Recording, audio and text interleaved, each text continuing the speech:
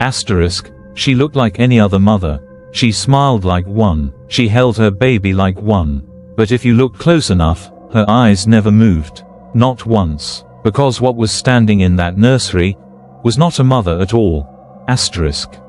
They say in a small village in the mountains of Eastern Europe, there is a spirit that has no name in any modern language.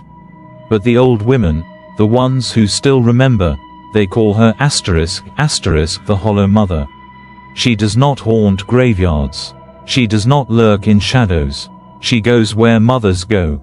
Hospitals, nurseries, quiet homes at 3 in the morning. And she is always waiting.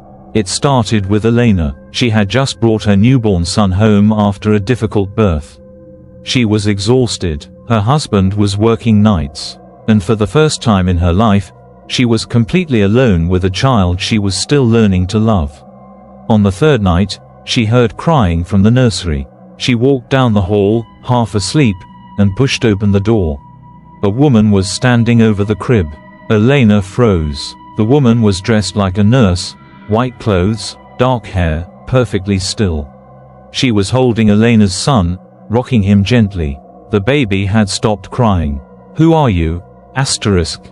Elena whispered. The woman turned slowly. Her face was almost right. The eyes were too far apart. The smile went slightly too wide. And when she spoke, the voice came out like someone who had heard asterisk words but never truly understood them. "I am his mother," asterisk, she said. Elena ran. She grabbed her phone, called her husband, called the police. They arrived in 4 minutes. The nursery was empty. The woman was gone, but so was something else. Her son was still in the crib. Still breathing, still warm, but he never cried again after that night. Not once. Not when he was hungry. Not when he was hurt. Not ever. And sometimes, when Elena held him close, she swore she could feel it, that hollow feeling, like holding something that looked like her baby, but had forgotten how to be asterisk him. The doctors said he was fine, but Elena knew. She had gotten there just in time. The Hollow Mother had not taken her son. She had simply started. And here is the thing that will keep you up tonight. Elena is not the only one. Across different countries, different centuries, different languages, mothers have described the same woman.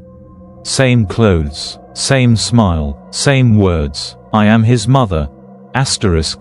Which means she has been doing this for a very, very long time. And she has never once been stopped. They say the Hollow Mother cannot enter a nursery unless she has been invited. Not by the parents, by the child. Newborns cannot speak, cannot walk, cannot do anything on their own, but they can cry. And every time a baby cries in the middle of the night, for no reason at all, no hunger, no pain, no fever, the old women say the same thing. Do not wait. Go to them now. Asterisk. Because something else already has. Asterisk. Sleep well, and if you hear crying tonight, check who answers it. The baby camera had night vision. It recorded everything, and when the father finally watched the footage from that night, he counted 6 hours of his wife standing over the crib.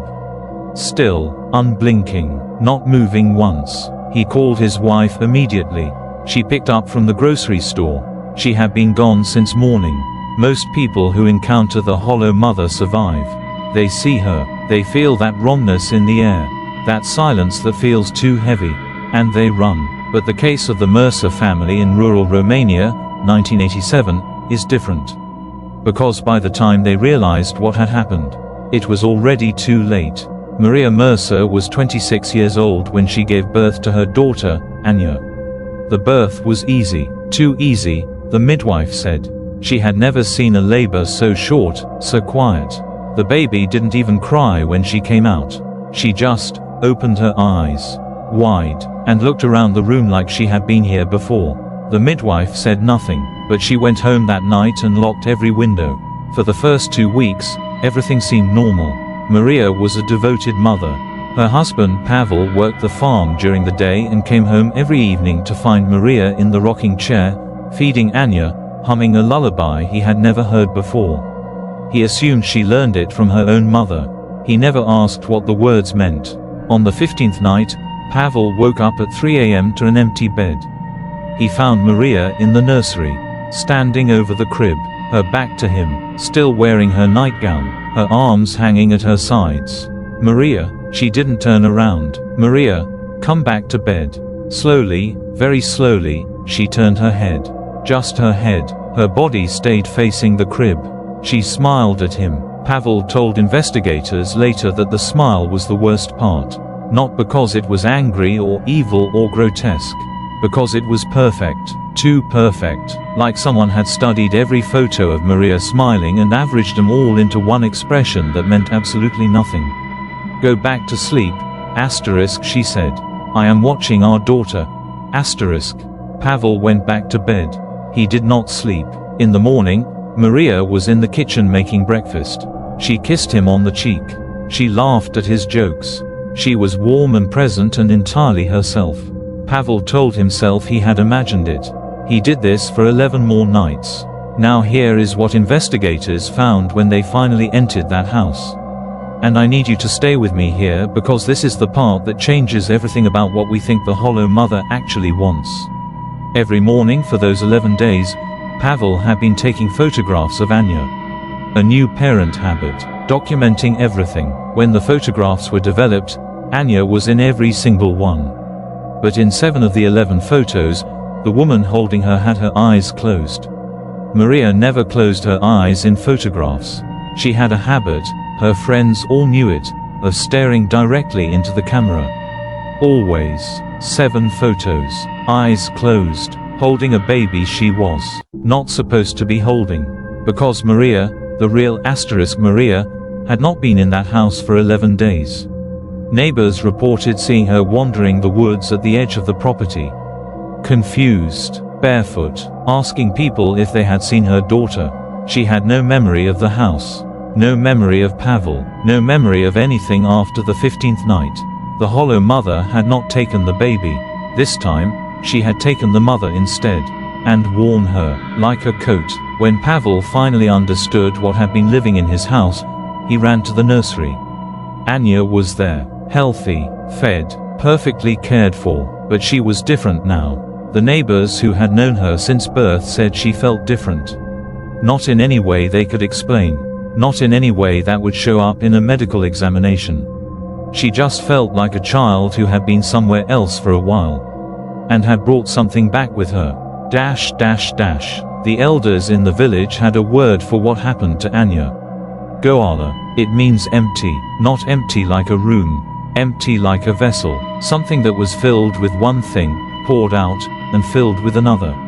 They said the Hollow Mother does not only steal babies. Sometimes she studies them. She climbs inside a life, a mother, a home, a family, and she learns.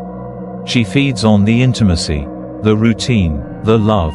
She watches how a real mother moves, speaks, holds her child. She practices being human, and when she is done, she leaves. And what she leaves behind looks the same. But the warmth is gone. Maria Mercer recovered physically. She returned home. She raised Anya. By all accounts she lived a normal life. But Pavel left 3 months after she came back. He never explained why to anyone. Not in full. The only thing he ever said was this. She came back. Everything came back. Her face, her laugh, her voice, everything, except she stopped humming that lullaby. And I realized, I had gotten used to it. Asterisk. The Hollow Mother leaves no wounds. No evidence. No proof that she was ever there. Just a feeling, that the person sitting across from you at breakfast, smiled a little too perfectly, turned their head just a little too slowly, and hummed a song you have never heard before, but somehow, already know all the words to. Check on the ones you love tonight.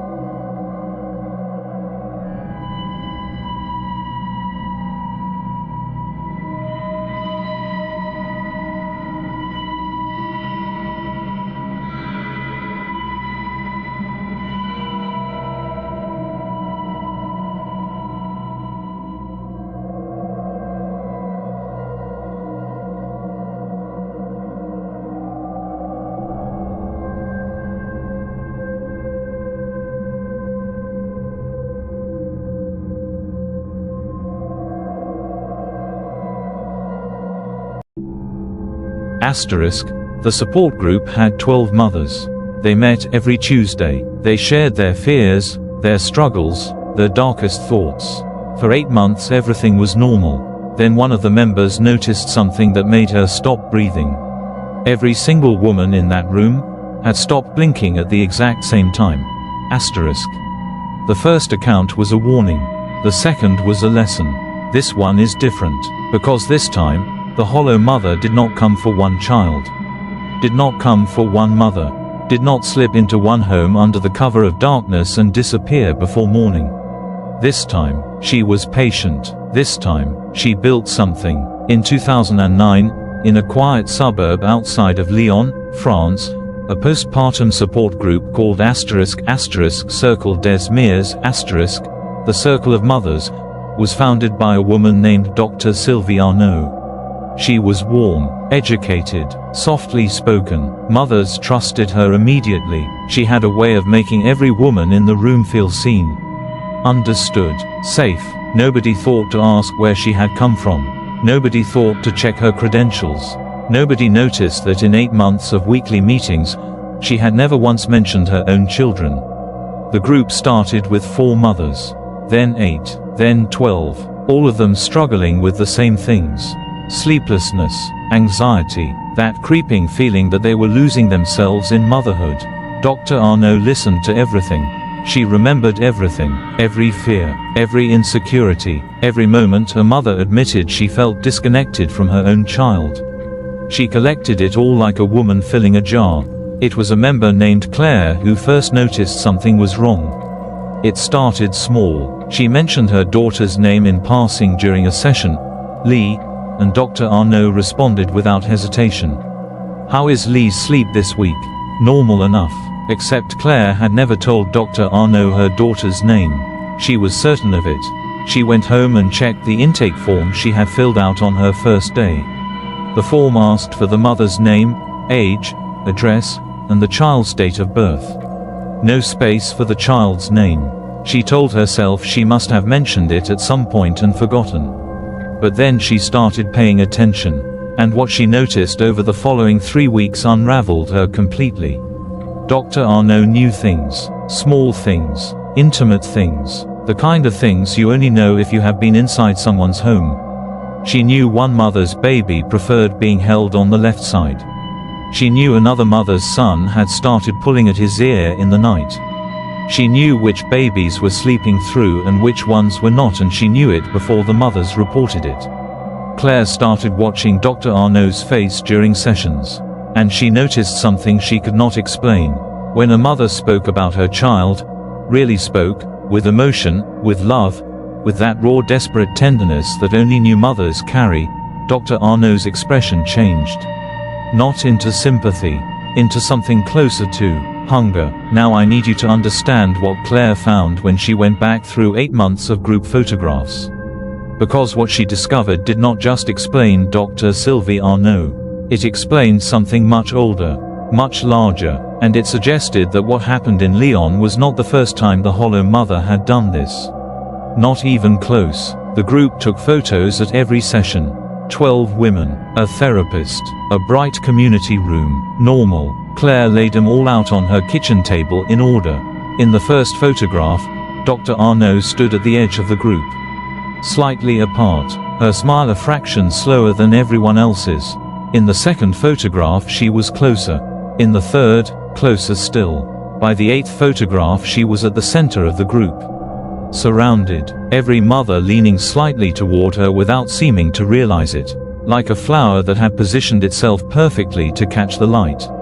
But that was not what stopped Claire's heart. What stopped her heart was the shadows.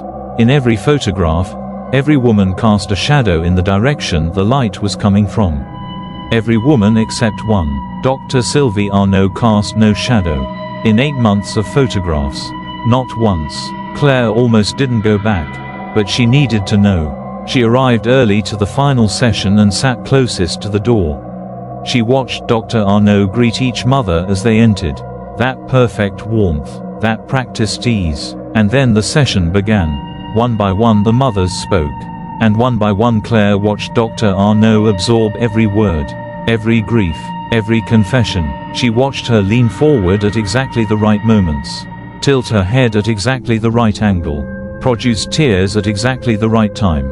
And then Claire understood. She was not a therapist. She was not a woman. She was a student. She had gathered 12 mothers in one room and spent 8 months learning how to be all of them. How to move like them, speak like them, love like them. She was not feeding on their children. She was feeding on something far more valuable. She was learning how to feel. Claire stood up to leave. Dr. Arnaud looked at her from across the room, and for just one moment, one fraction of a second, the warmth dropped completely from her face. What was underneath was not evil, not monstrous. It was empty, completely and utterly empty, like a room where someone used to live. Claire, asterisk, she said softly. You don't have to go. Asterisk. Claire ran. When authorities looked into Dr. Sylvie Arnaud, they found nothing. No medical license, no address, no records of any kind. The community center had no memory of who had booked the room. The paperwork had a signature that matched no one. The other 11 mothers remembered the group fondly. They described Dr. Arnaud as the most empathetic person they had ever met. None of them remembered her face clearly. When Claire tried to describe it, she realized she couldn't either. Every time she tried to picture Dr. Arnaud's face in her memory, it shifted, rearranged itself, like it was still practicing, like it hadn't decided what to settle on yet.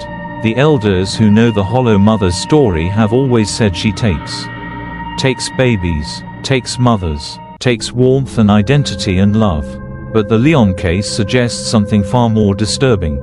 She is not just taking, she is becoming. Every child she studies, every mother she watches, every grief she witnesses and every lullaby she memorizes brings her closer to something she has been reaching toward for centuries. She wants to feel what mothers feel. That love, that fierce, consuming, irrational love that would burn the world down for one small child. And she cannot, no matter how many homes she enters, no matter how many faces she wears, no matter how many support groups she sits in the center of, absorbing every confession like sunlight. She cannot feel it, and that is the most terrifying thing of all. Not that she is evil, but that she is lonely, and she has been searching for so long. Cercle des Mères disbanded in October 2009. Claire moved her family out of Lyon the following spring. She still attends a support group. A different one, smaller. She checked every credential, met every member's family, verified everything she could verify. But sometimes, during a session, when a new woman joins the group and sits slightly apart from everyone else, and smiles just a fraction too late, Claire moves closer to the door, just in case. The Hollow Mother is still out there, still watching, still learning, and getting better at it every time. Lock your doors tonight. But remember, asterisk, locks were not made for something that has already learned how to be you.